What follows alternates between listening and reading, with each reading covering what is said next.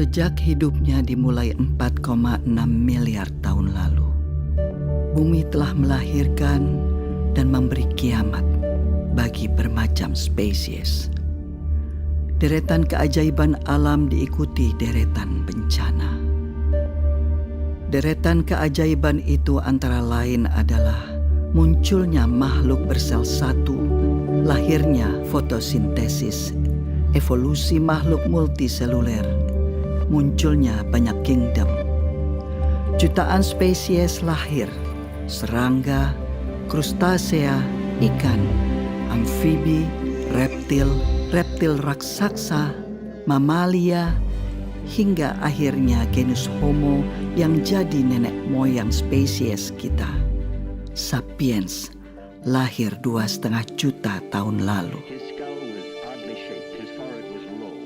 Tapi semua itu diikuti dengan oksigen holocaust. Letusan gunung supervulkanik, meteor jatuh, kepunahan massal pertama, kedua, ketiga, zaman es, pemanasan global, zaman es mencair, kepunahan massal keempat, kelima, hingga akhirnya Homo sapiens.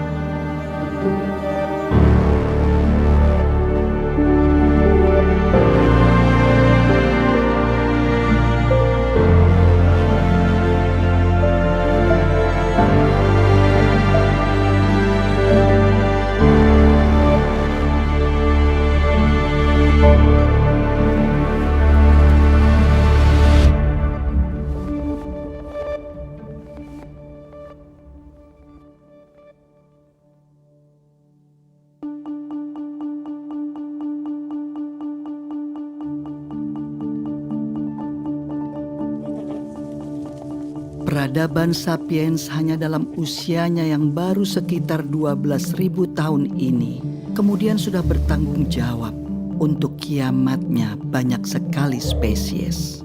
Mulai dari sabertooth, mammoth, jaguar raksasa saat mereka belum punya teknologi seperti sekarang ini, hingga sapiens modern seperti kita yang sudah jelas mengancam kelangsungan banyak sekali makhluk hidup di dunia ini. Oh man, show me please, I would. Penciptaan alam semesta itu jauh terjadi sebelum manusia ada, gitu. Tapi selama ini alam semesta tuh nggak pernah komplain dia apa-apain sama kita. Nah, sekarang kalau kita lihat dari sisi alam, adanya manusia itu hukuman nggak buat mereka? Mereka nggak pernah ngomong kan?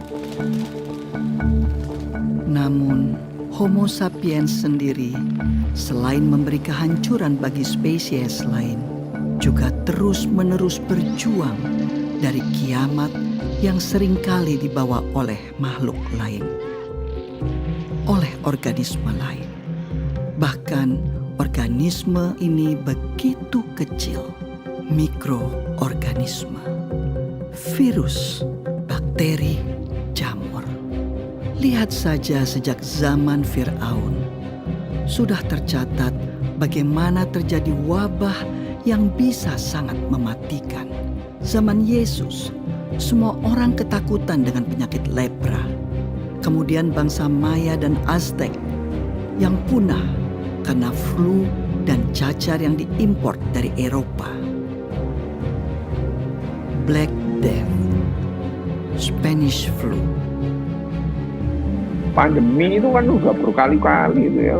Yang paling besar adalah Black Death ya. Black Death itu 5 tahun. 100 juta orang Eropa mati. 100 juta orang Eropa mati. Cacar itu ya membunuh 20 juta orang. Cepat atau lambat ya manusia juga punah juga. Dulu pernah nggak ada kok ya. Di bumi ini manusia pernah nggak ada. Jadi kalau suatu saat manusia punah, ya nggak apa-apa juga gitu ya. Kalau manusia itu unik ya, istimewa enggak seperti biasanya. Kita itu ya sama dengan spesies-spesies yang lain, sama dengan kambing, kecoa, kutu. Itu salah satu kehidupan. Just an animal, eh? Apakah kemudian dengan tingkat kecerdasan yang seperti ini manusia itu menjamin dirinya survive? Enggak, itu enggak. Kecoa itu ya, kecoa itu jutaan tahun masih ada. Itu. Kita belum apa-apanya kecoa itu kalau soal survivability. Tapi kan kecoa nggak bisa nyanyi. Itu adalah keunikan manusia. Apakah spesial? Apakah khusus? Apakah istimewa? Enggak, berbeda aja, cuma berbeda.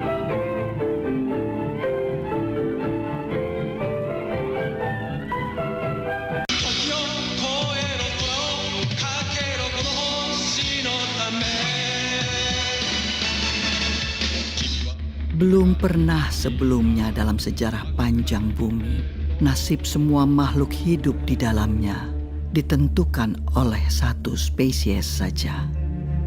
Kita, manusia.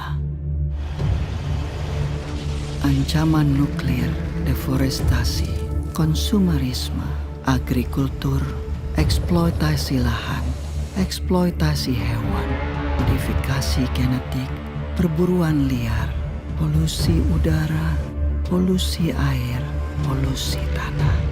Hingga sepertinya sudah tidak ada harapan.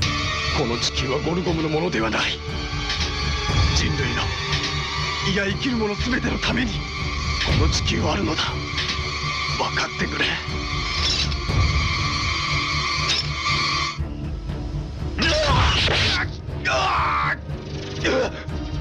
Manusia selalu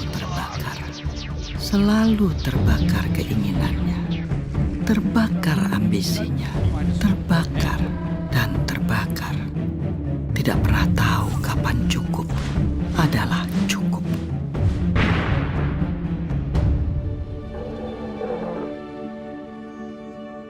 Tidak seperti seekor singa yang memakan satu zebra dan dengan damai membiarkan kawanan zebra lainnya lewat, tanpa panik memikirkan untuk mengisi kulkasnya. Kalau dalam pemahaman saya, ego itu adalah sense of I, sebuah rasa bahwa ini adalah saya, dan saya ini sesuatu yang terpisah dengan apa yang bukan saya. Insting untuk bertahan hidup itu menurut saya sudah ada di dalam organisme terkecil, bahkan makhluk satu sel pun punya insting buat bertahan hidup, apalagi manusia gitu yang terdiri dari 70 triliun sel ini gitu. Maka kita kemudian belajar untuk mengakumulasi aset sebanyak-banyaknya. Aset itu bisa macam-macam, bisa keterampilan, bisa kekuatan, bisa jabatan, bisa harta benda. Karena itu bagian daripada insting buat bertahan hidup yang bilang bahwa karena hidup ini tidak pasti, tidak bisa diramalkan, dan beresiko, maka saya demi bertahan hidup harus mengamankan saya dan semua perpanjangan dari saya, anak cucu maksudnya. Saya nggak peduli dengan yang lain, bisa artinya orang lain, bisa artinya planet bumi ini. Sehingga ketika dia dihadapkan pada dua pilihan, yang satu pilihan yang tidak merusak lingkungan hidup, yang satu pilihan yang merusak lingkungan hidup, basis pemilihannya bukan merusak atau tidak merusak, tapi mana yang akan memaksimalkan potensi saya buat bertahan hidup. Dia tidak melihat lingkungan hidup adalah bagian dari saya. Kita nggak ngeh bahwa tubuh kita ini dibentuk dari apa yang kita makan dari planet ini. udara ini adalah bagian daripada planet ini yang kita hirup. Gitu. Tapi kita nggak lihat bahwa dia terkoneksi dengan kita. Bahkan dia jadi bahan pembentuk dari bagi badan kita. Makanya kita bilangnya saya dan ini lingkungan. Padahal sebenarnya dia sangat terpaut. Secara biologis, secara filosofis, sangat terpaut.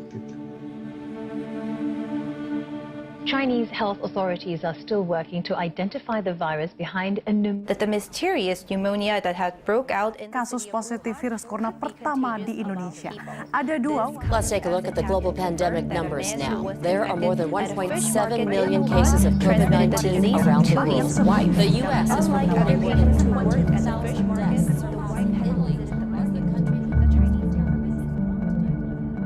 Kalau kita bisa menerima bahwa saya ini nggak superior, saya dan COVID-19 atau siapapun virus yang ada nantinya sebetulnya punya level yang sama. Kita sama-sama ada di alam semesta ini, mau sama-sama hidup kok. Tapi selama ini saya merasa di atas awan. Semua bisa saya lawan. Nah, ketika itu saya tidak bisa lawan, saya resah. Manusia jadi stres karena manusia pinginnya semua serba pasti. Gitu. Kapan ini virusnya selesai? Kapan ini ada vaksinnya? Kapan? Bulan berapa? Tanggal berapa? Tahun berapa?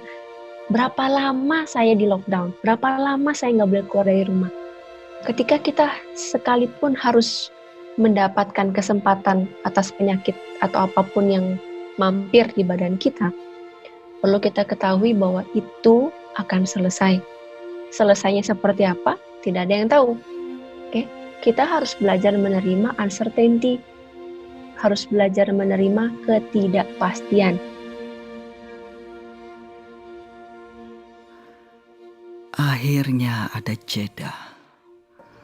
Untuk dunia berhenti, untuk manusia berhenti dan merenung, melahirkan cinta bagi sesama makhluk hidup yang lain, hewan atau tumbuhan, primata ataupun unggas, kecil atau besar, yang jauh ataupun dekat, yang kelihatan dan tidak kelihatan.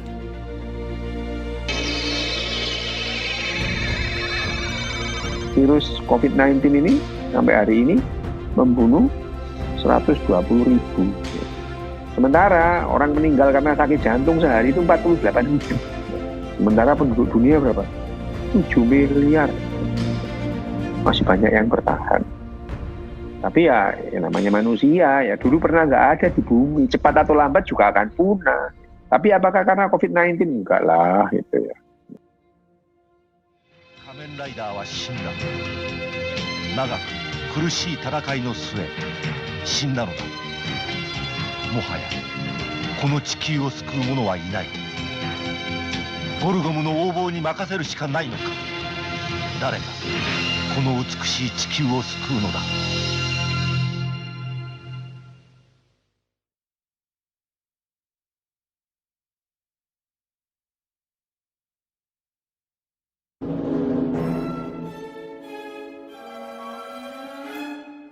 Sejak sejarah mulai tercatat, gangguan kesehatan mental manusia selalu lekat dengan misteri dan mitos.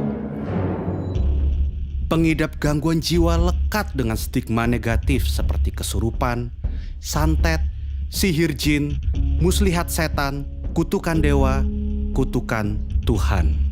Dan secara global, stigma yang diskriminatif ini lekat terus hingga abad ke-18. Di otak itu ada ratusan sirkuit yang saling bertentangan, saling mendukung. Ada hormonalnya, ada neurotransmitternya. Akhirnya variasinya banyak. Seluruh bagian otak akan itu bertanggung jawab atas mental disorder. Bukan hanya satu atau dua bagian.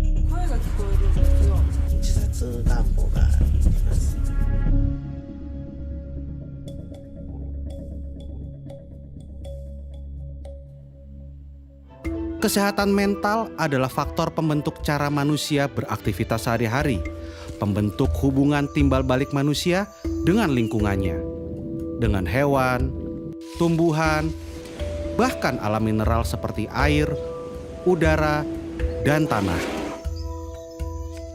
Sebenarnya kesehatan mental yang tidak dikelola itu punya implikasi besar terhadap kesehatan fisik kita, karena yang namanya kesehatan psikosomatis dan penyakit kronis itu banyak terkait dengan psikologis juga. Informasi, berita, percakapan-percakapan yang saya terima, yang saya serap, dan akhirnya tubuh saya digest. Kita resah, kita sedih. Manusia sulit untuk beradaptasi dengan perubahan, apalagi jika terjadi secara spontan. Aktivitas-aktivitas yang sebelumnya tak pernah terpikirkan dalam otak manusia, sekarang menjadi agenda rutin yang harus dijalani. Otak manusia kaget, tubuhnya kaget, sistem sarafnya kaget.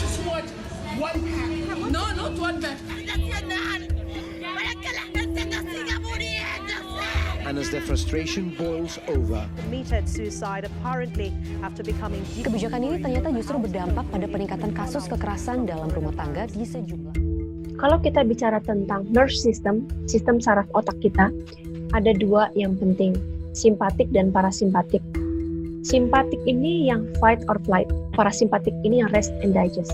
Simpatik ini tipe-tipe orang yang begitu terima berita, dia stres, dia langsung makan yang lebih banyak, atau dia langsung merasa ada ketakutan yang berlebihan. Di situ hormon stresnya akan naik. Kebalikannya, justru parasimpatik itu adalah proses di mana tubuh kita ada di tahapan healing atau penyembuhan. Ketika kita ada di level parasimpatik, stres hormon kita akan turun. Tekanan darah kita akan turun. Kita akan jauh lebih rileks. Nah, kalau kita pergi ke dokter biasanya, terus kita bilang, Pak dokter saya sakit. Apa yang dokter bilang pertama kali? Istirahat. The ability to accept time as an ally is usually called patience. Psiko artinya mental dan emosi, pikiran kita. Kalau dia terganggu, akan mempengaruhi neuro, keseimbangan saraf dan otak. Kalau keseimbangan saraf dan otak neuro turun, maka dia akan mengganggu keseimbangan endokrino, yaitu kelenjar dan hormon. Dan kalau kelenjar dan hormon terganggu, maka imuno, daya tahan tubuh akan turun. Jadi, kaitan ini memang sudah dianggap sebagai mata rantai. Jadi kalau kesehatan mental kita tidak terjaga, meskipun kita sudah melakukan tindakan lain seperti cuci tangan, physical distancing, dan lain-lain, daya tahan tubuh kita masih bisa turun, dan itu tetap riskan. Semua terangkum dalam pepatah Romawi kuno, mens sana in corpore sano, jiwa yang sehat di dalam tubuh yang kuat. Manusia kemudian belajar banyak hal untuk menyehatkan jiwa mereka. Banyak cara dilakukan manusia untuk menjadi tenang dan senang. Dan inilah salah satu penemuan umat manusia yang paling inovatif. Spiritualisme. Spiritual menjadi jalur evakuasi bagi manusia yang sedang didera oleh rasa cemas dan takut. Memberi pemahaman baru bagi manusia untuk berefleksi, memberi arti dalam hidup, saling berkumpul, dan menguatkan dalam saat-saat yang sulit. Amazing grace. Namun, apa jadinya saat kemudian setiap manusia tidak bisa lagi berkumpul dan berritual? Saat semua harus berdoa di rumah, harus beribadah di rumah, berpuasa di rumah. Allahu Akbar. God is most great. Sudah bertahun-tahun beribadah, ya pengajian, masa berkumpul memenuhi jalan kemana-mana. Ini Allah menghendaki kita beribadah secara khusyuk, secara tenang. Karena mungkin ibadah kita selama ini terlalu hura-hura, terlalu rame-rame, mendepankan emosi dan masa.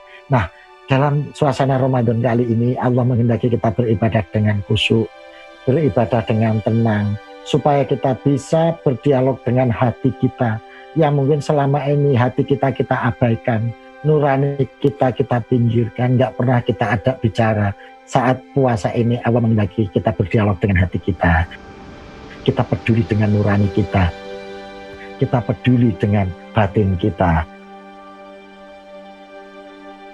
Self awareness itu penting, kesadaran.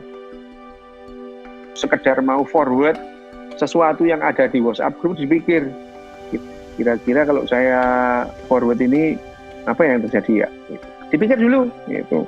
Nggak langsung ada berita langsung forward ke grup, ke temannya, membuat kepanikan gitu. Kalau kita mau melakukan sesuatu, stop dulu, dipikir dulu sejenak gitu. Itu aja. Ketika satu orang bisa memiliki satu kesadaran penuh, satu orang itu akan mempengaruhi lebih banyak orang lagi. Itulah kenapa para nabi, para avatar Buddha, Yesus, Nabi Muhammad, dan lain-lain yang ada di sana, ketika bicara pada 10 orang, orang tersebut akan menerima. Sementara kalau ketakutan, ketika dia bicara kepada 10 orang, belum tentu 10-10-nya bisa menerima. Ada sedikit saja orang dengan penuh kesadaran, maka dunia ini akan terbantukan.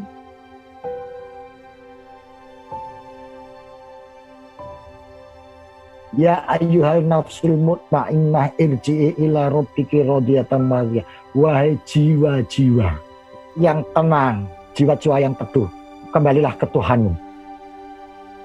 Kalau hati kita ini bersih, jiwa kita ini bersih, maka batin kita sehat, fisik kita sehat, jiwa kita sehat. Menurut saya kesadaran itu adalah yang paling menjadi fondasi bagi kesehatan mental dan emosional. Orang yang awam ketika dibilang kata sadar, dia nggak ngerti apa yang dimaksud dengan kata sadar pada umumnya. Kita pikir sadar tuh artinya insaf gitu. Padahal kesadaran itu kan sebenarnya lebih kayak perhatian yang mengamati secara netral, dan salah satu bagian daripada penyembuhan itu adalah menyadari tanpa menilai atau menghakimi. Itu yang namanya menerima kan sebenarnya. Tubuh yang kuat di dalam jiwa yang sehat. Corpore sano in mens sana. Spiritual itu adalah hasil kerja otak kita. Jangan dibalik, gitu ya. Jangan dibalik bahwa spiritual itu mempengaruhi otak. Bukan, spiritual itu juga hasil kerja otak kita. Diperlukan nggak sih manusia? Perlu untuk ketenangan. Kalau tidak ada spiritualitas itu manusia itu lebih gampang menderita, gitu ya. Lebih gampang menderita.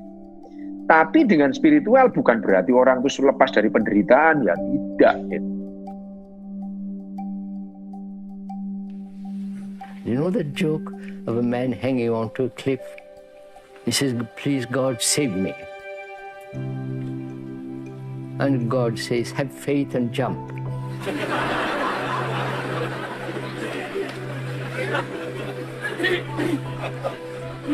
And the man who is hanging on to the cliff, he says, "Isn't there somebody above that still?"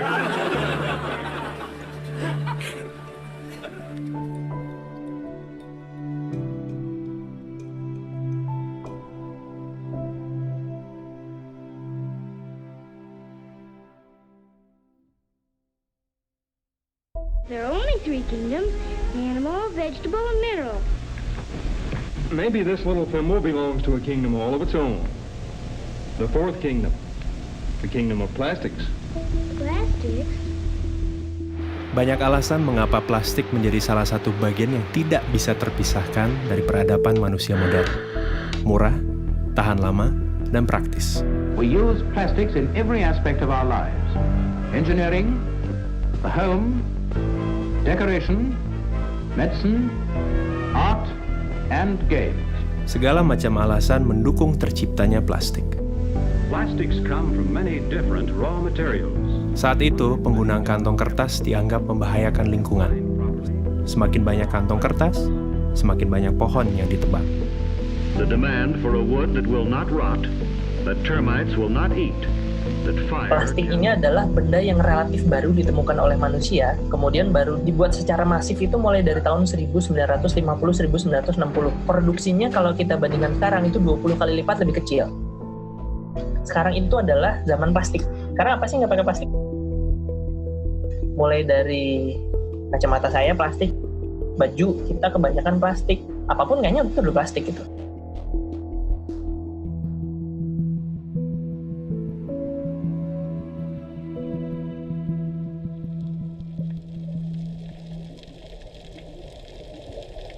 Seiring waktu, plastik yang awalnya adalah barang substitusi untuk menyelamatkan lingkungan berubah menjadi polutan.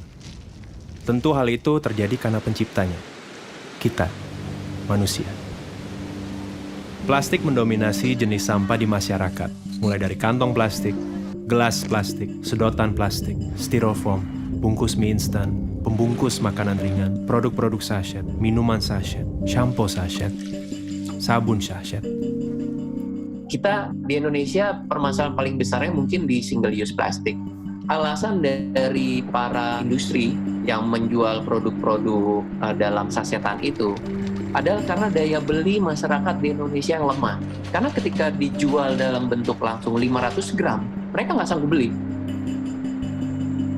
Indonesia ini unik banget, karakter sampahnya ini berbeda satu daerah dengan daerah yang lain. Mayoritas sampah di ibu kota dikirim begitu saja ke TPA gitu, dan setiap 2 hari sampah ibu kota Jakarta itu bisa membangun 1 candi Borobudur banyaknya. Sifatnya yang sangat sulit terurai, pelan-pelan menjadikan plastik sebagai penghuni tetap bumi. 80% sampah itu berasal dari kegiatan yang ada di darat, 20% berasal dari kegiatan yang ada di laut. Bahkan di Palung Mariana, di sana udah ditemukan sampah plastik.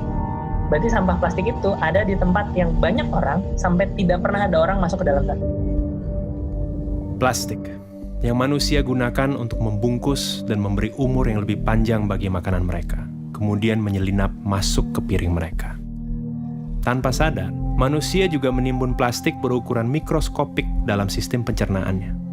Kita baru aware terhadap polusi plastik itu mungkin baru tahun 2000-an lah gitu, di mana laut kita ternyata ada 5 triliun pieces plastik dan kemudian ada lebih dari 250.000 ton plastik gitu di laut, yang kemudian ini akan terakumulasi di biota-biota yang pada akhirnya dikonsumsi oleh manusia.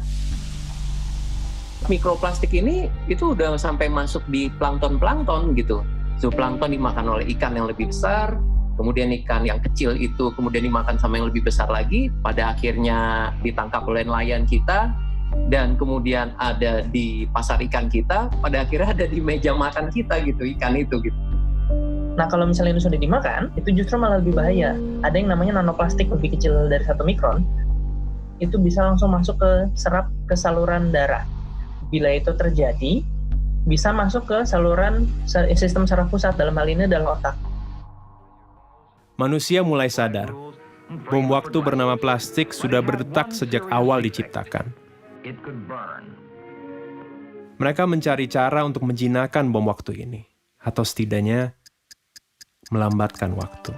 Yang justru harus kita lakukan adalah kita mencari bahan pengganti yang kuatnya sama seperti plastik, yang fleksibelnya sama kayak seperti plastik, tetapi dia ramah lingkungan. Dari 7 spesies plastik yang hanya bisa di-recycle tuh hanya 2. Nah, ketika itu kotor, jorok, 1 kontainer yang ternyata tercemar oleh bahan yang tidak bisa di-recycle, akhirnya nggak bisa di-recycle gitu. Ends up-nya di penimbunan gitu, pembuangan sampah, karena nggak bisa di-recycle. Atau kemudian karena nggak bisa di-recycle, yaudah gue bakar aja insenerator. Permasalahannya adalah masalah tata kelola, khususnya juga di Indonesia. Kalau kita menggunakan instrumen kesadaran gitu ya, harus sadar dulu, itu butuh waktu yang lama, sedangkan sampah dan masalahnya itu sekarang gitu. Jadi setiap orang itu wajib memilah sampah, itu namanya wajib, ya harus ada konsekuensi kalau tidak dilakukan. Gubernur DKI Jakarta Anies Baswedan mengeluarkan peraturan gubernur tentang larangan penggunaan kantong plastik. Larangan penggunaan kantong plastik. Keluarkan peraturan gubernur tentang pelarangan penggunaan plastik. Pergub larangan penggunaan kantong plastik sekali pakai.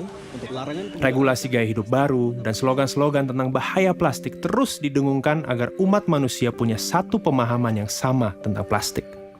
Sampai bahkan kadang berdengung dan terdistorsi dalam jargon dan slogan yang kosong. Pasca 1 Oktober, penggunaan kantong plastik Greenwashing. trennya? Apakah meningkat, menurun, atau seperti apa?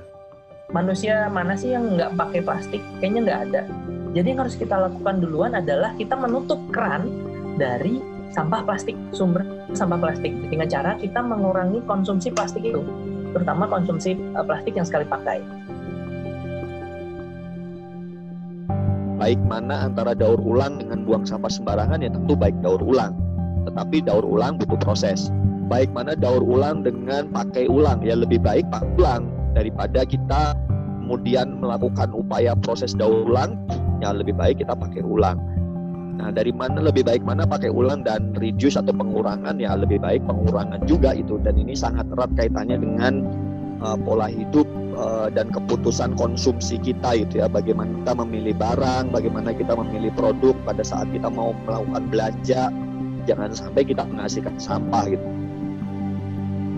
Tahun 2050 kita akan susah-susah kemana-mana, kita ngambil ikan, dibuka isi perutnya isinya plastik, yang ujung-ujungnya itu karena kita. Makanya kita harus berbuat sesuatu supaya sampah plastik ini tidak kembali lagi ke manusia. Yang paling bagus ya, saya akan menjaga lingkungan karena lingkungan ini akan kita wariskan ke anak cucu kita, ke keturunan kita. Pilihannya ada di kita.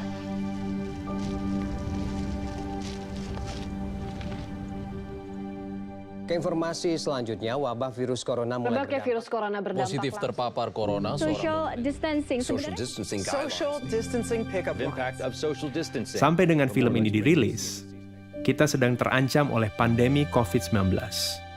Pandemi membuat manusia mengambil jarak dengan sesama, juga dengan plastik.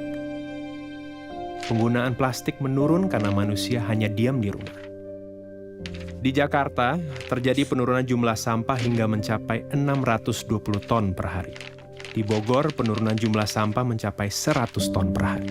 Now the coronavirus has taken over as the biggest worry for many, as air pollution has dissipated. So yes, we are seeing significant emissions reductions. Kualitas udara di Indonesia, khususnya kota Jakarta, jauh lebih bersih lantaran adanya wabah virus corona. Polusi udara di China justru berkurang drastis. The ozone layer of our planet is now healing.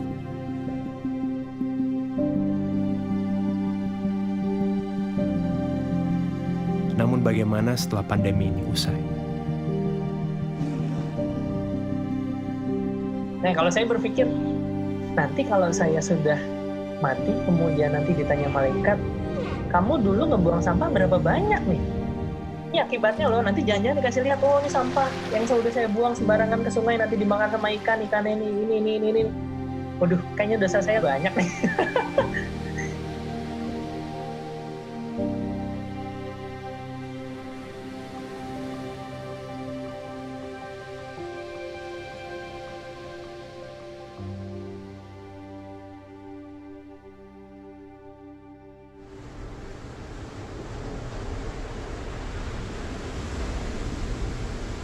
Air.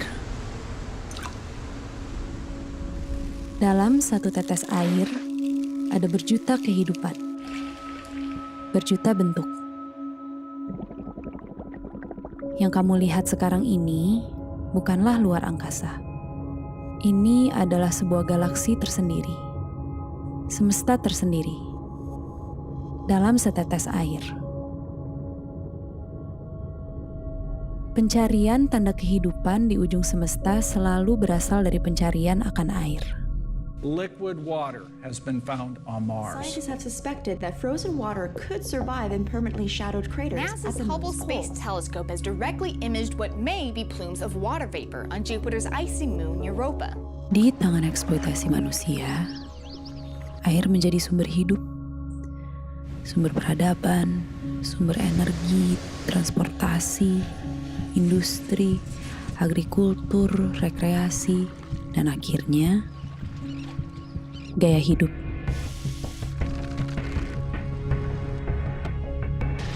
Melihat yang baru, kemudian dengan teknik fotografi secara visual menarik gitu ya. Wah, pengen juga ya. Hari ini dia menjadi tren, minggu depan dia sudah tidak bisa dipakai lagi.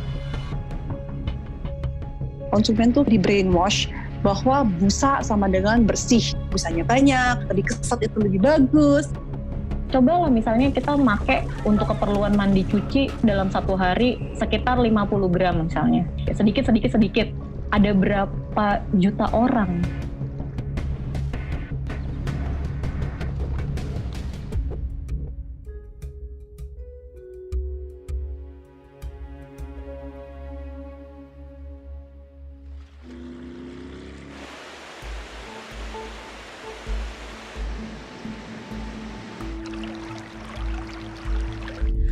Air yang kita anggap akan dan selalu ada, bukanlah sesuatu yang selalu ada dan berasal dari bumi.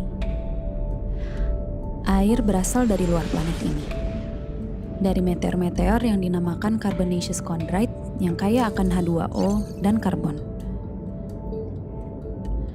Meteor dan asteroid es yang kaya akan air ini dalam sistem tata surya terbentuk di luar batas leleh matahari. Dan selama proses penciptaan bumi, terus datang dan bertabrak-tabrakan dengan bumi.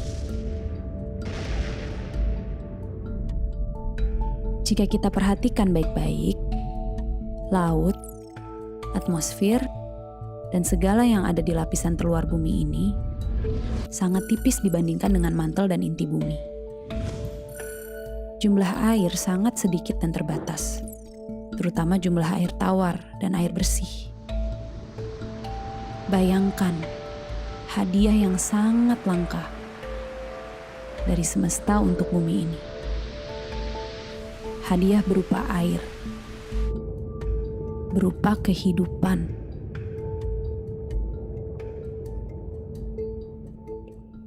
Three, two, one.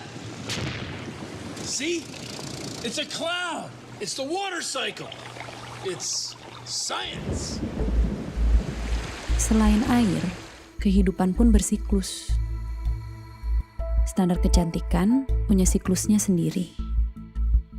Standar tubuh yang ideal, kulit yang ideal, wajah yang ideal, penampilan yang ideal, pakaian yang ideal. Semuanya terus berputar, terus berubah. Fast fashion adalah sebuah terminologi yang akhir-akhir ini populer yang menggambarkan betapa cepatnya siklus hidup sebuah fashion. Kalau lu jalan-jalan kemana gitu, bagus nih, murah gitu. Berapa? 30.000 doang gitu. Oh, udah belilah gitu. Beli, terus lo nyampe rumah kayak, oh gue beli ini ya? Anjing apaan nih? Beletak lagi, terus lu beli lagi, gitu lagi. Untuk memproduksi sebuah celana jeans, dibutuhkan 6.500 air. Kaos katun, 2.700 liter air. Sedangkan tubuh manusia hanya butuh 600 liter untuk diminum per tahun. Ditambah dengan pola persaingan industri yang berusaha menekan biaya produksi sekecil mungkin. Para buruh dan pekerja di mata rantai terbawah menjadi pihak yang paling terdampak dengan kebutuhan untuk berpakaian dan bergaya. Last November, 112 people were killed in another major factory fire. 30,000 Chinese workers were on strike. Garment workers in Bangladesh. Namun, itu belum semua. Ternyata, dampak negatif bagi air dari limbah gaya hidup berpakaian tidak kalah dengan detergen yang kita pakai untuk menjaga penampilan diri. Untuk mencuci pakaian, wajah, tubuh.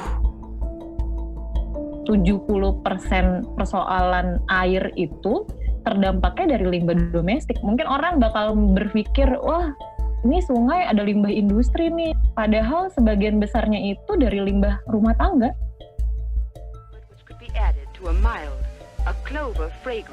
SLS adalah bahan kimia yang wajar ditemukan di dalam kandungan produk-produk pembersih dan kecantikan. Beberapa penelitian mengaitkan kandungan ini dengan resiko kanker, iritasi kulit, dan pencemaran lingkungan. Senyawa ini biasanya ditambahkan di sabun atau di skincare gitu ya, menghasilkan busa gitu. Jadi dia bisa membilas kotoran, bahkan minyak. Other kind can give you you never in all your dishwashing life. Bisa aja sabun yang nggak ada busa dan bersih. Pelan-pelan tuh konsumen itu kayak di brainwash bahwa sabun makin banyak bebusanya itu tuh makin bersih. Padahal it's actually not true. Busanya ini nggak mudah degradable, kayak masuk ke water stream kita, masuk ke sewer dan yang lain-lain. Ini yang menjadi problem. Nggak pernah kepikiran kan, selama ini kita pikirin fokusnya di packaging, di plastik, dan segala macam. Tapi ternyata ya nggak kelihatan itu loh yang udah disiram masukkan ke selokannya itu yang kita nggak pernah nggak pernah pikirin gitu kan. Ternyata itu dampaknya tuh jauh luar biasa, lebih gila lagi. Mau nggak gitu mandi di hari pertama, nanti mandi lagi di hari ke-10 gitu misalnya, karena biar nunggu LAS-nya larut dulu misalnya di alam gitu. Sebuah penelitian di Institut Aerospace Stuttgart menemukan bahwa air menyimpan suatu bentuk memori secara mikroskopik. Dari satu gelas air yang sama, saat diteliti tiap orang berbeda, gambaran mikroskopik yang dihasilkan juga sangat berbeda. Menghasilkan memori air yang berbeda. Saat satu jenis bunga dimasukkan ke dalam air, lalu air tersebut diambil dan dilihat secara mikroskopik, hasilnya menyerupai bunga tersebut. Saat jenis bunga lain yang dimasukkan, kemudian secara mikroskopik pun visual yang ada berubah. Semesta yang ada berbeda. Semesta seperti apa yang ada di dalam setetes air deterjen? Memori seperti apa yang kita rekam untuk semesta lewat tetes-tetes busa tersebut?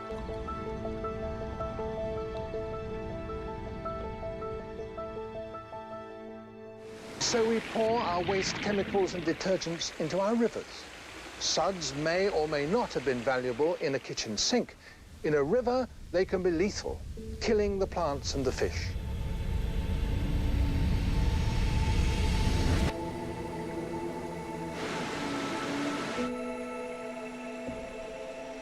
Mencintai udara, mencintai air, mencintai bumi dan segala isinya bukan sesuatu yang baru. We shouldn't so exploit natural resources that we destroy them. Common sense, you might think. Sejak tahun 90, istilah upcycle muncul dan populer. Upcycle yang berarti memanfaatkan barang-barang bekas untuk memberi nilai yang lebih, mengupgrade gerakan recycle yang hanya sekadar mendaur ulang. Upcycle mengajak kita kembali mengingat cara hidup nenek dan kakek kita, yang penuh pertimbangan, tidak boros, yang penuh kesadaran dalam konsumsi. So she takes her time and sees that everything she gets is fresh and good. Pandemik yang terjadi membawa orang merubah prioritas hidup. Kita jadi lebih mementingkan apa yang kita pikirkan. Buah pikir kita menjadi lebih orisinal dan lebih otentik karena tidak terbungkus oleh kebutuhan-kebutuhan kita untuk menunjukkan siapa diri kita. Yang tadinya tidak bisa keluar rumah kalau tidak pakai baju merek ABC dengan parfum ABC dan makeup ABC, sekarang menjadi lebih simple untuk menyikapi dirinya gitu. Prediksi 10 tahun ke depan tuh orang lebih memilih merepair atau merenew atau memperbarui bajunya dia yang udah ada dibandingkan dia beli baju baru. Tempat gua aja itu kan tukang jahitnya dekat pasar, ada kain sisa di sana. Kalau misalnya tuh kain kagak diambil, itu diambil sama tukang bakso, sama tukang soto yang ada di pasar Kebayoran Lama. Itu buat lap gerobak, selesai itu dibuang. Terus akhirnya gue kesana, itu gue ambil, gue bawa pulang. Terus gue olah di rumah, gue potong-potong, gue komposisiin.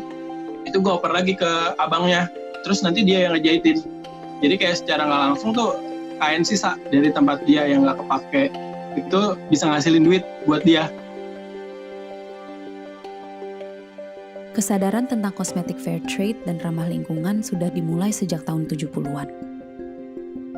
To seek out only natural, sometimes crazy-sounding ingredients. Bananas for her shampoos, mud creams from India. Dan walaupun pada akhirnya para pelaku kosmetik fair trade dan sadar lingkungan terus tergilas roda industri, jejak perjuangan kosmetik ramah lingkungan terus tumbuh. memang ada drawback-nya. Karena dari segi harga itu jauh banget bedanya. Kayak SLS itu kan murah banget, mungkin sekilo 10.000, 20.000. Nah, sedangkan kalau bahan-bahan natural itu sekilonya bisa juta-jutaan gitu. Jadi harganya berkali-kali lipat. Solusi itu bukan di produk, 80% solusi itu dari dalam diri kita sendiri. Dan itu semua mulai dari pikiran. Jadi yang sudah kita lakukan ini sebenarnya adalah memilah. Kita terlalu banyak memilah sehingga kita tidak tahu bahwa keseharian kita itu sebenarnya juga merusak lingkungan. Fast fashion, slow fashion, sustainable fashion, semuanya adalah berbagai bentuk pilihan. Di satu pihak, fast fashion juga dibutuhkan karena ada orang yang tidak bisa membeli barang-barang slow fashion karena kebanyakan slow fashion harganya juga tinggi. Apakah kemudian berhenti membeli kaos? Nggak juga. Bukan industri yang harus dicolek, tetapi diri kita dan mindset kita yang harus dicolek. Butuh nggak sih lo kaos? Lo kan kaosnya udah banyak. Akan memberikan sebuah value nggak untuk diri lo? Karena sebenarnya, kalau buat saya, mencipta fashion itu adalah memberikan solusi. Menjadi sebuah titik bersyukur pada diri sendiri. Air itu seperti cerminan sih. Apabila dia hidup bersama dengan manusia-manusia yang memang baik, itu artinya kita sadar secara utuh esensi hidup seperti apa, maka air yang ada di dekat kita tuh pasti akan baik kualitasnya. Itu cerminan. Di tengah rumitnya permasalahan pencemaran air, pemanasan global, kualitas hidup para buruh, konsumerisme dan industri, serta berbagai macam keruwetan yang kelihatannya sangat kompleks. Mungkin kita bisa memulai perubahan yang sangat nyata dengan cara yang sangat sederhana. Lewat gaya hidup, lewat pakaian, dan sabun.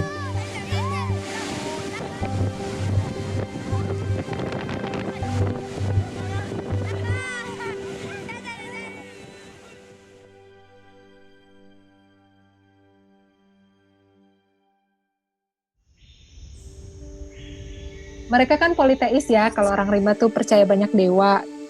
Cuman dalam agama mereka tuh berpikirnya Tuhan ya atau dewa itu maha menghukum, bukan maha pengampun. Makanya orang kota jadi suka berbuat dosa karena diampunin terus.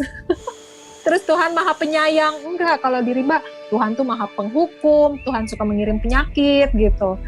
Menurut mereka Tuhan kita nggak keren, makanya akhirnya orang-orangnya juga jadi pada jahat-jahat.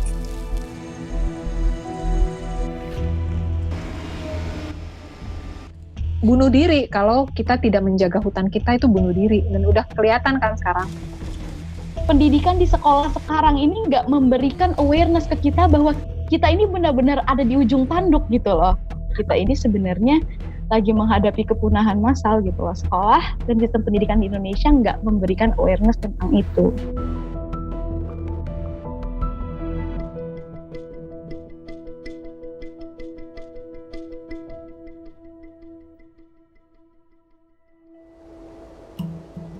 Sebelum lanjut berbicara tentang kehutanan, kita perlu tahu dulu tentang konsep keragaman hayati atau biodiversitas. Arti biodiversitas adalah keragaman berbagai jenis kehidupan yang ada di bumi. Bagi kita semua yang tinggal di kota dan jauh dengan hutan, kehidupan alam liar mungkin hanya bisa kita lihat di televisi. Namun pada kenyataannya, udara yang kita hirup, air yang kita minum, dan makanan kita semua bergantung pada biodiversitas. Beberapa contoh sangat jelas. Tanpa tumbuhan tidak akan ada oksigen. Tanpa lebah tidak akan ada proses pembuahan. Hutan adalah rumah bagi biodiversitas di bumi. Kalau bahasa klise kan selalu dibilang hutan itu paru-paru bumi tuh. Aku melihatnya sih bukan sekedar hutan. Kalau kita menyia-nyiakan pengetahuan manusia yang paham tentang hutan, yaitu orang rimba, masyarakat-masyarakat yang tinggal di hutan, kita semua yang akan rugi gitu. Di bumi sudah ditemukan 1,7 juta spesies makhluk hidup dan diperkirakan ada 9 juta spesies yang belum ditemukan dan tercatat. Namun, hanya sejak 40 tahun terakhir, jumlah hewan liar di dunia berkurang hingga separuh. Separuh. Peradaban manusia sudah menghantarkan spesies-spesies lain menuju kepunahan 1000 kali lipat lebih cepat dibandingkan proses alaminya. Padahal, tidak ada satupun individu atau satu jenis spesies yang dapat hidup sendiri tanpa makhluk hidup lain. Kalau orang rimba bilangnya konsep kulkas. Itu aneh-aneh karena mereka pakai bahasa kota. Mereka kan lihat kulkas ya di kota. Apa ini kulkas? Katanya. Aku bilang ini makanan. Kenapa ditaruh situ? Supaya awet. Supaya kalau orang mau perlu ambil sedikit aja. Begitu kenyang, ya udah nggak ngambil lagi. Sisanya ditaruh di kulkas. Oh, kami juga punya kulkas di hutan. Sehutan-hutan tuh kulkas karena kami ngambil secukupnya. Besok mau ambil lagi gitu. Orang kota menganggap hutan itu bukan kulkas gitu. Mungkin kayak supermarket yang harus dijarah gitu. Kalau buat orang rimba enggak, kenapa aku ngambil sedikit? Karena besok saya perlu lagi. Yang mereka lakukan itu investasi. Aku menginvest kebaikan supaya besok kebaikan itu bisa aku ambil lagi gitu. Selalu dalam kalimat klise kita semua berkata, melestarikan lingkungan untuk anak cucu kita. Untuk generasi yang akan datang. Dan sekarang, inilah suara anak cucu tersebut. We are in the beginning of a mass extinction, and all you can talk about is money and fairy tales of eternal economic growth. How dare you? Yang sebenarnya sudah sejak lama mengatakan hal yang sama. I'm here to speak for the countless animals dying across this planet because they have nowhere left to go.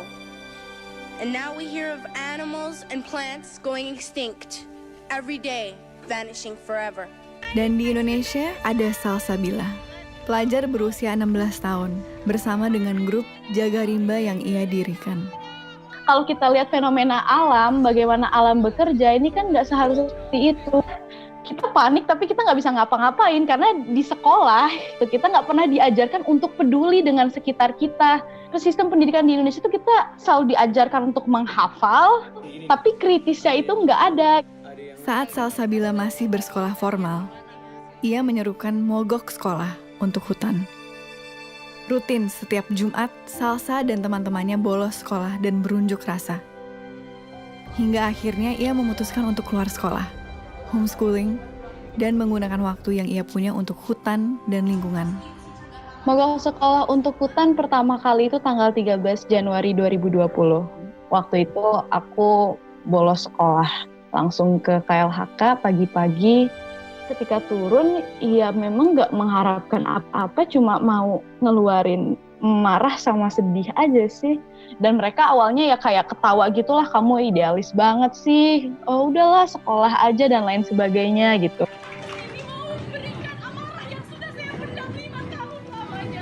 Sebetulnya kalau mau ke sekolah itu konsepnya Greta itu ya.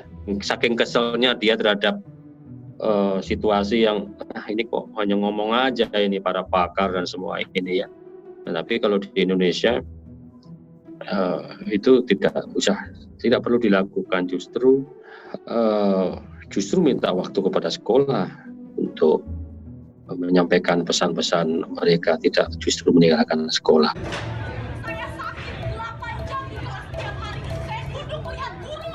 Wah, kalau aku sih paling nggak mendukung kurikulum nasional kita. Kalau menurut aku, anak-anak masih nggak punya kepentingan ekonomi kan dan politik gitu. Sebenarnya kan setiap anak lahir sebagai saintis tuh, punya keingintahuan yang besar, punya daya kritis yang tajam, budaya dan pendidikan yang menghancurkan mereka kan. Jangan aneh kalau ada sekolahan yang datang ke masyarakat pedalaman yang masih banyak kobra. Tapi begitu digigit kobra nggak tahu cara ngobatinnya. Seharusnya kalau di sekitarmu banyak kobra, ya kamu harus tahu. Kurikulummu harus tentang kobra dulu. Yang lain-lainnya ya ntar kalau ada sisa waktu gitu. Nah itu aku betul-betul menyalahkan kurikulum nasional yang sudah banyak menghilangkan semua pengetahuan hebat nenek moyang kita. Jadi yang rugi kita sendiri. Ini bukan soal respek atau soal hilang atau enggak ya. Kita rugi sendiri. Banyak orang yang mati karena gigitan kobra, padahal dulunya tinggal metik tuh daunnya.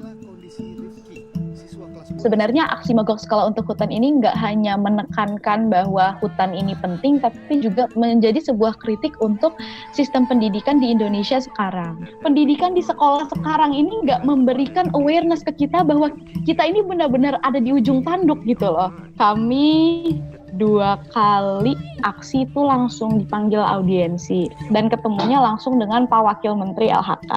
Tapi pas kalau ngelihat hasil audiensi sebenarnya agak sia-sia juga sih. Kami ini masih sekolah, jadi mereka nganggapnya ini, wah ini anak sekolah udah turun, udah paham masalah hutan, jadi jatuhnya lebih banyak ke pujian-pujian yang sebenarnya nggak kita inginkan. Kita maunya mereka bilang, oke, kami akan turun ke lapangan. Enggak. Aku nggak tahu 10 tahun lagi apakah mereka akan merasakan dampak dari kebijakan-kebijakan yang mereka buat. Tapi yang pasti yang akan terkena dampaknya itu anak cucu mereka, dan anak cucu mereka kita adalah salah satu bagian dari mereka.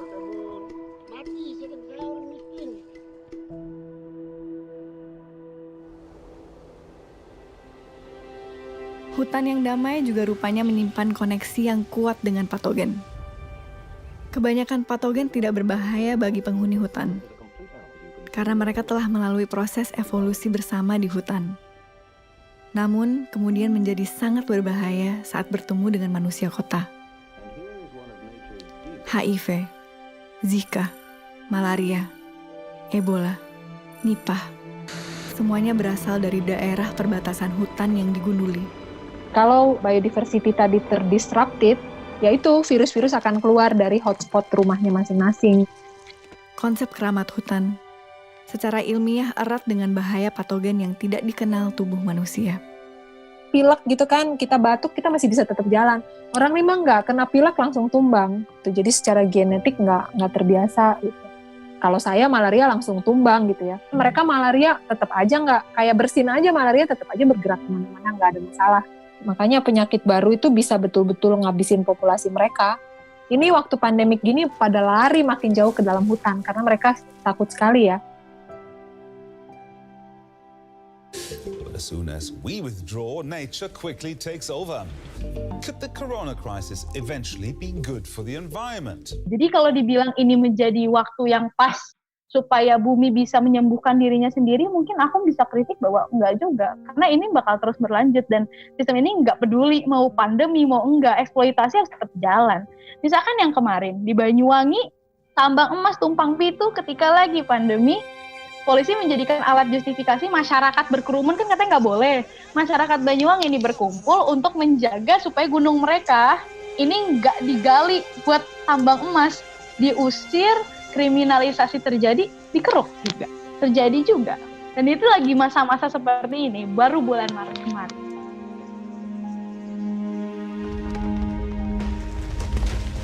Rusaknya biodiversitas juga berpengaruh langsung pada perubahan iklim dan global warming. Dan permasalahan biodiversitas ini lebih gawat, karena saat suatu spesies punah, tidak ada jalan untuk mengembalikannya. Namun, kita semua bisa berperan langsung untuk mencegah hal itu. Pengundulan hutan selalu dilakukan dengan alasan agrikultur, membuka lahan peternakan, terutama sapi, minyak sawit, industri kayu, pertambangan, batu bara. Ini adalah produk-produk yang kita konsumsi setiap hari, non-stop. Minyak sawit ada di hampir semua makanan, mulai dari minyak goreng hingga coklat, bahkan dalam sampo dan sabun. Hewan ternak membutuhkan konsumsi pakan ternak yang dihasilkan dari proses agrikultur yang masif. Kayu menjadi kertas, furnitur. Batu bara menjadi listrik yang setiap menit kita konsumsi dengan rakusnya. Dalam semua komponen smartphone dan benda elektronik yang kamu pakai untuk menonton film ini, ada jejak industri pertambangan di sana. Dengan memilih dan mengkonsumsi produk makanan, sabun, dan sampo alternatif, hemat dalam menggunakan kertas, mengurangi konsumsi daging, hemat listrik, efektif memakai gadget, buka wawasan, tonton film dokumenter tentang lingkungan, bahkan sesederhana mengurangi makan gorengan, sudah merupakan kontribusi nyata dalam mencegah pengundulan hutan. Secara langsung, kita menyetop kepunahan massal hanya dengan merubah pola pikir kita. Jadi jangan lo ngerasa lo pinter, karena sebenarnya bagaimana orang rimba melihat kamu harusnya malu loh dengan cara hidup kamu yang seperti itu. Berpikirnya terbalik gitu. Lalu orang seperti ini dari Jakarta datang ke saya di Rimba, mengajari saya cara hidup yang lebih baik gitu ya, bilang saya bodoh, sok-sok ngajarin saya apa yang mau saya contoh gitu. Di mananya saya bisa kagum sama kalian kalau kalian cara hidupnya begitu.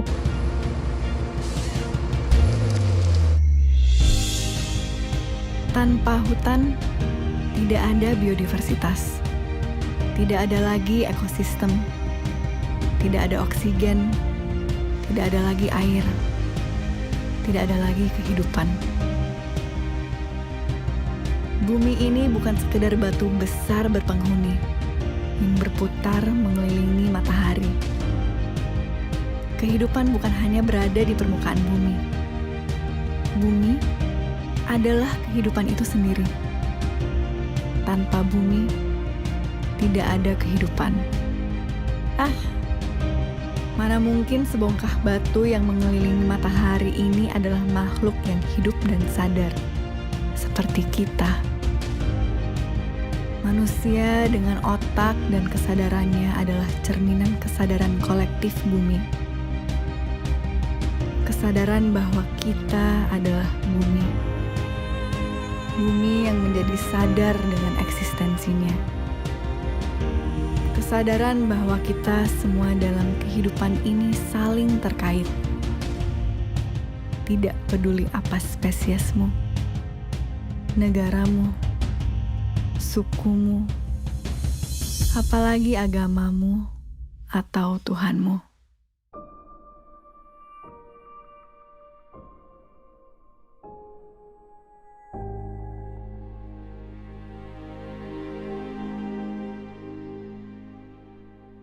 You know, I didn't know that we were actually like rich until maybe I was in my mid-20s.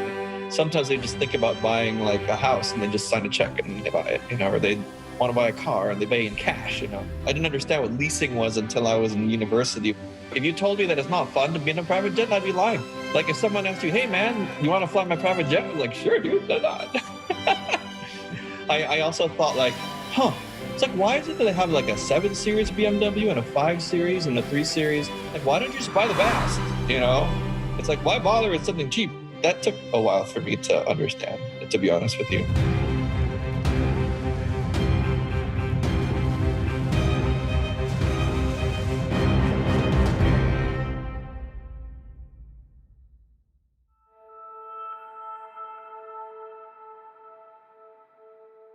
Manusia adalah spesies yang unik. Mungkin secara sepintas, kita menganggap otak yang besar dan daya intelektual yang tinggi adalah sesuatu yang membuat kita istimewa. Namun, keunikan manusia yang paling utama adalah kemampuan kita sebagai spesies untuk membangun sebuah kesadaran kolektif, untuk membangun sistem.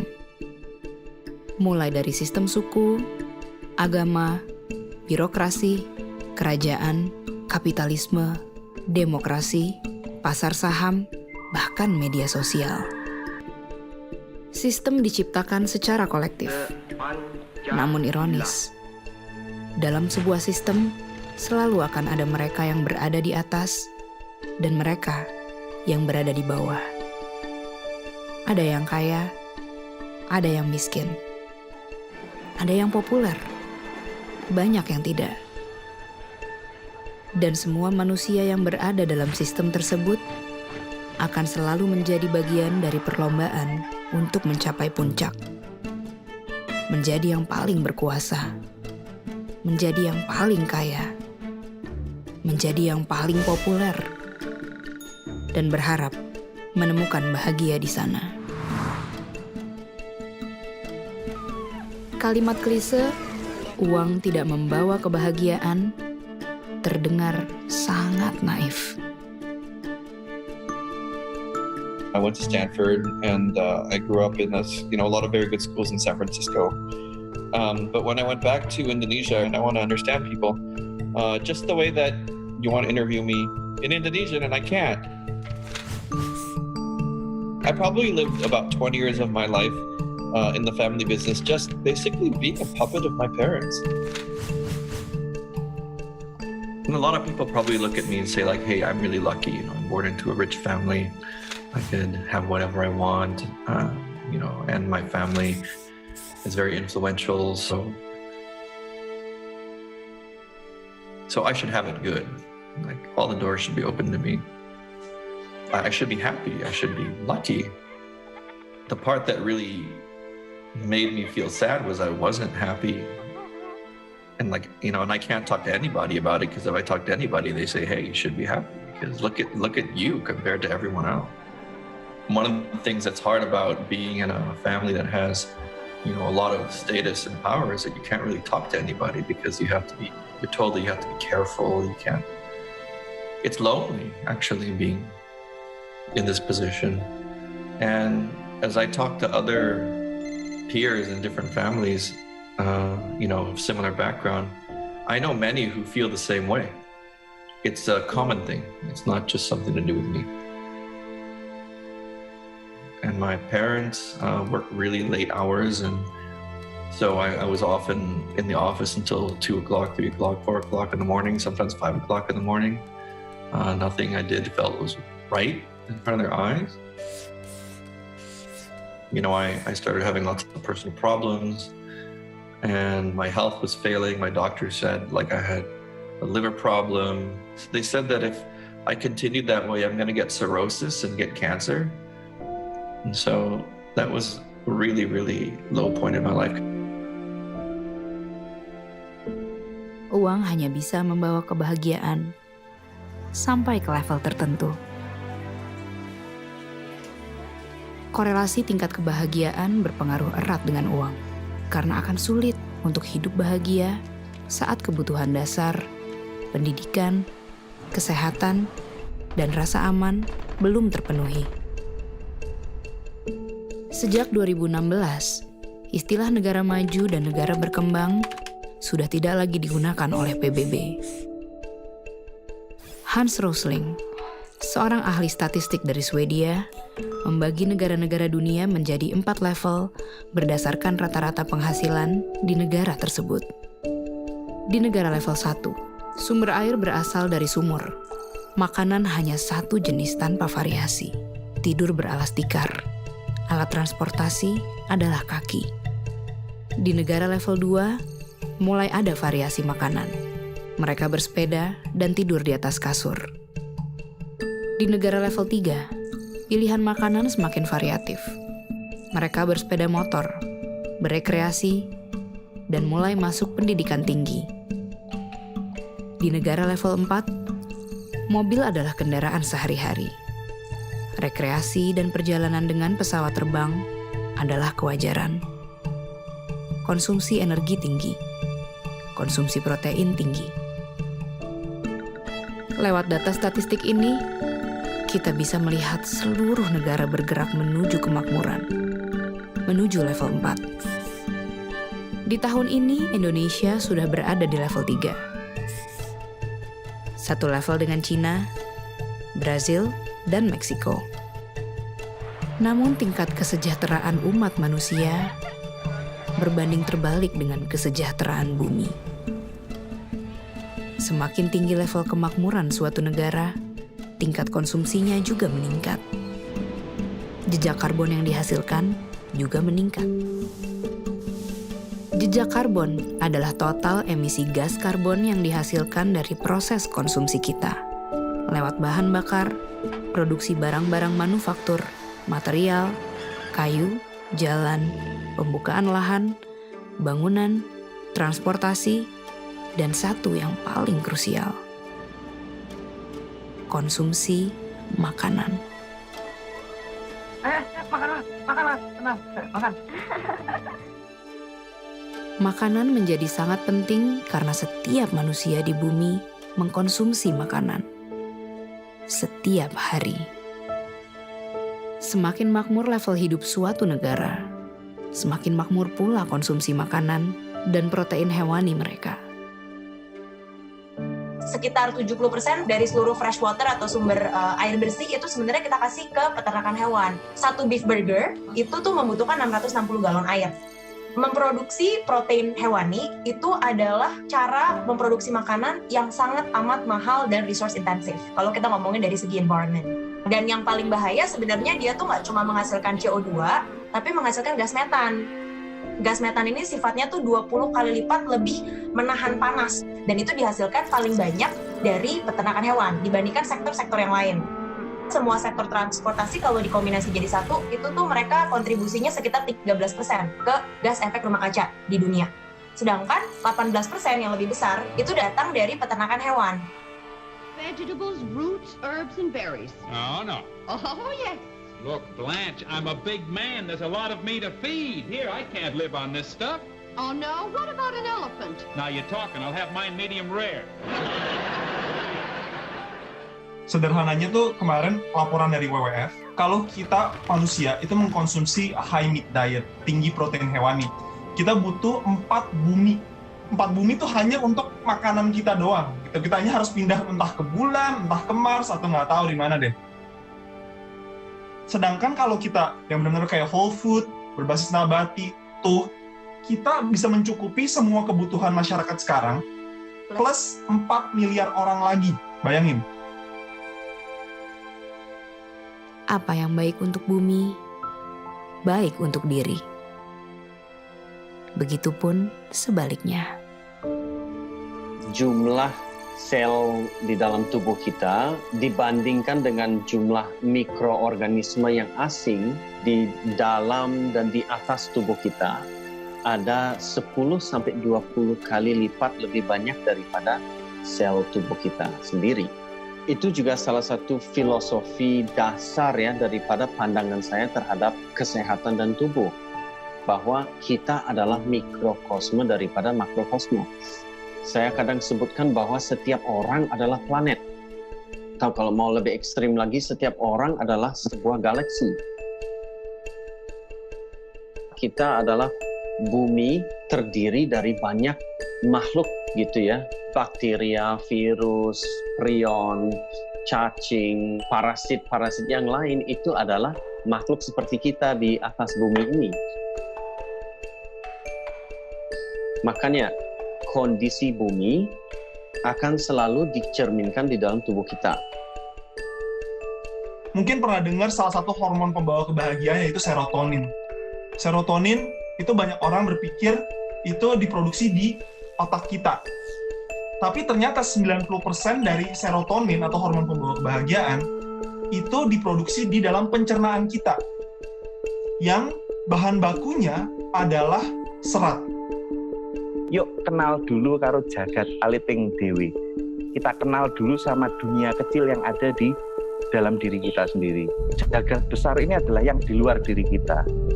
Ternyata semua ini adalah satu. Kepahaman itu bahwa kalau semuanya ada satu, ngapain harus ribut? Kita melawan ABCD. Lawang itu adalah bagian dari diriku. Mengerti diri dulu, mawas diri dulu. Sektor peternakan kan berkontribusi 18% nih ke seluruh emisi gas efek rumah kaca. Kalau itu hilang 18%, kita tinggal mengurangi sedikit lagi karbon untuk bisa menyelamatkan bumi sampai masih dalam batas yang bisa ditinggali oleh manusia dengan nyaman.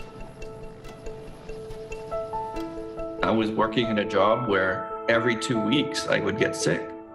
And I think it was just my body telling me, like, I don't want to do this. And so I left the company. Like, I didn't even bum it. I just disappeared. I just became the coward. I didn't resign. I just stayed at home and didn't show up. And I spent like the first 2 weeks just cleaning up my living room and turning it into a music studio. And my hope was that some people would come in and benefit from using the equipment. And I wanted just to be nice to people because I was sick of being told to be tough. And I was never good at being tough. And I wanted to do it in music. And that was really the only thing that I knew I wanted to do. And I knew that music makes me happy. That was the first time like in my life that I really didn't know what was going to happen next. That was the beginning of when I got better. Yang namanya vegetarian tuh jauh banget dari pikiranku ya. Aku suka banget daging, aku suka banget barbecue, aku suka banget ayam dan lain-lain gitu ya. Pertama kali going vegetarian, banyak orang menganggap kita nggak normal gitu kan. Bahkan keluarga masih mencoba mengkonvert kita menjadi tidak vegetarian gitu. Kita selalu mikir kalau kita mau ngambil keputusan atau pilihan hidup, entah itu pola makan, pola hidup, itu semuanya harus sesuai dengan kata hati. Dan kalau kita in tune sama kata hati kita akan jadi questioning a lot of things yang dianggap normal sebenarnya.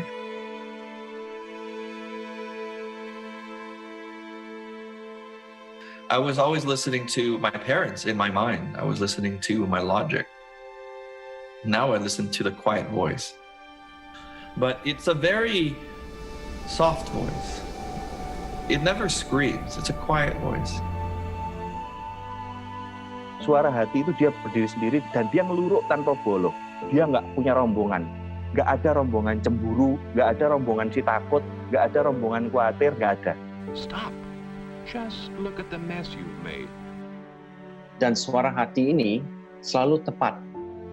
Jawaban dari alam semesta yang murni, yang tidak difilter dengan pikiran kita. 3 years of faith with my heart, but I know now that there's a chance that I could make a living from that. And that wouldn't have happened if I wasn't listening to my heart and recognizing that if I do, then for sure miracles happen. Very clear. And then my parents, they don't say anything and suddenly they show up at the concert. Within 3 years, our team won 3 Emmy Awards. We won Best Pop Album. We won Best Jazz Album. We won Best of the Best. Ini kan perjalanan, Tok. Nerimo ing pandum, menerima apa yang sudah ada dan diberikan dan terberikan, Tok. Bersyukur itu adalah sikap seperti itu, nerimo. Kita bersyukur untuk segala sesuatu, bukan pasif. Banyak orang, ya sudah ini kita nerimo, ada orang buang sampah, kita buangin kalau perlu. Apa yang setidaknya kita bisa lakukan, kita lakukan. Asal kita tetap mengacu sama sebenarnya pola makan nenek moyang kita. Sebagian besar itu berbasis nabati, dan kita nanti akan bilang 90% ke atas idealnya, dan sisa 10%-nya itu masih protein hewani. Ini masih menjadi pola makan planetarian, ya, bukan vegetarian, bukan vegan, bahkan kita nggak usah ngomongin plant-based, tapi kita ngomongin pola makan ramah lingkungan. Pola makan planetarian. Ini tuh sebenarnya pola makan yang sesuai dengan anjuran dari climate change scientist. Kita actually bisa mereverse climate change dengan mengganti pola makan kita secara kolektif. Sebenarnya kuncinya nggak apa-apa dilakukan imperfectly, tapi dilakukan collectively.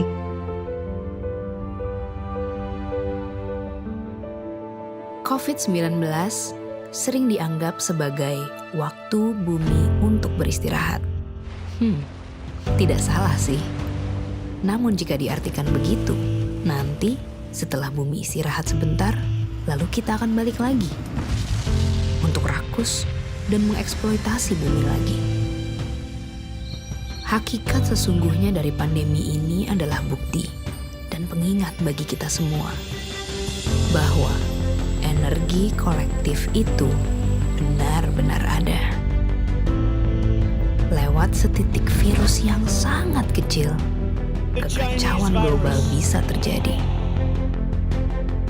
Lewat setitik perbuatan kita, baik yang dilakukan dengan penuh kesadaran, maupun yang teledor, sekecil apapun itu, akan punya efek bola salju yang sangat nyata bagi semesta ini.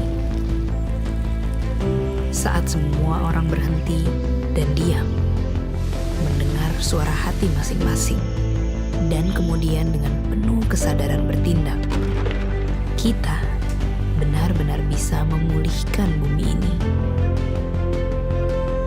Kesembuhan bumi itu benar-benar nyata kalau setiap orang mau untuk ikut ambil bagian.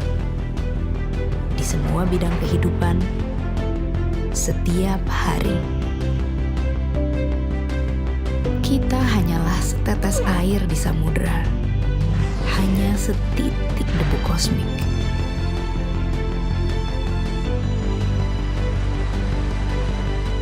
Namun bukankah samudera hanyalah kumpulan dari tetes-tetes air?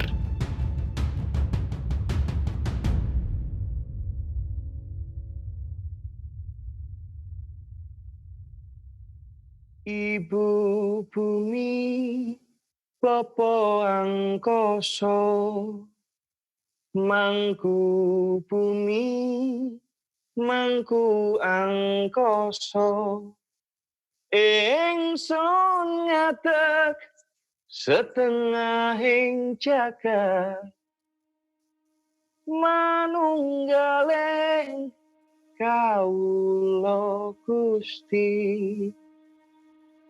Maos mantra sajroning ati, ngagem raos ingsun kang suci, sirna ilang kabeh nafsuku, manembahku ibu bumi. Tetep tata semangat juangku, ladu murup ing jero dodoku, walang saseh dadi kemoku, puswa mataya langgeng kesanmu. Ingsun ngadeg setengahing jagat, manunggaling kawula Gusti.